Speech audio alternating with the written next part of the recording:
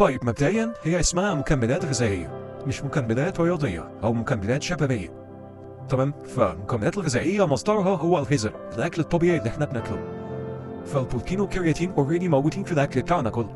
وبما إن الأكل مفهوش أكل ولادي وأكل بناتي، فالمكملات برضه سواء البروتين أو الكرياتين مفيش بروتين للولاد وبروتين للبنات، ولا كرياتين للولاد وكرياتين للبنات. الواي بروتين والكرياتين مناسبين للولاد وللبنات ولكبار السن، مناسبين للأشخاص اللي بيمارسوا رياضة والأشخاص اللي مش بيمارسوا رياضة. دي مكملات غذائية، ما هياش منشطات ولا مكملات رياضية بس. اللي بيفرق معايا في نوع الواي بروتين التارجت بتاعي، بختار نوع بروتين مناسب للهدف بتاعي. هل انا محتاج ضخامة؟ انا محتاج ان انا اخسر وزن؟ انا محتاج ان انا اخسر دهون؟ فعلى اساسها بيفرق معانا نوع البروتين، او على حسب الاحتياجات الشخصية بتاع كل واحد سواء ولد او بنت.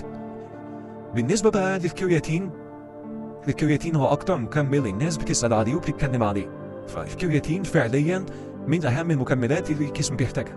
الجسم عايز كل يوم 5 جرام كرياتين، سواء بتمرن او مش بتمرن. طالما انا شخص بالغ بما بعمل مجهود فانا محتاج ال 5 جرام دول. وعشان اخدهم من الاكل لوحده محتاج اكل كميات كبيره من اللحوم الحمراء والاسماك، مفيش حد بيقدر يعمل كده. فبالتالي مكمل الكرياتين مفيش غنى عنه. والسؤال ده سؤال طبيعي طبعا، الناس قال في كرياتين للولاد والبنات وبروتين للولاد والبنات ولا لا؟ بعد الحاجات الغريبه اللي بنشوفها في الميديا، ان بنت طلعت بجسم ولد وطلعت تتكلم ان انا ده كله طبيعي من غير هرمونات ومن غير دايت ومن غير اي حاجه، انا مجرد ان انا بروح اتمرن بس. وبالنسبه برضه للشباب اللي بنشوفهم اجسامهم منفوخه ودراعاتهم منفوخه من الحقن اللي بياخدوها ويطلعوا يقولوا ان احنا طبيعي وده تمارين ورياضه بس. المكملات اللي موجوده في الفيديو دي كلها مكملات طبيعيه واي شخص يقدر يستخدمها، وبعيده كل البعد عن المناظر اللي بنشوفها.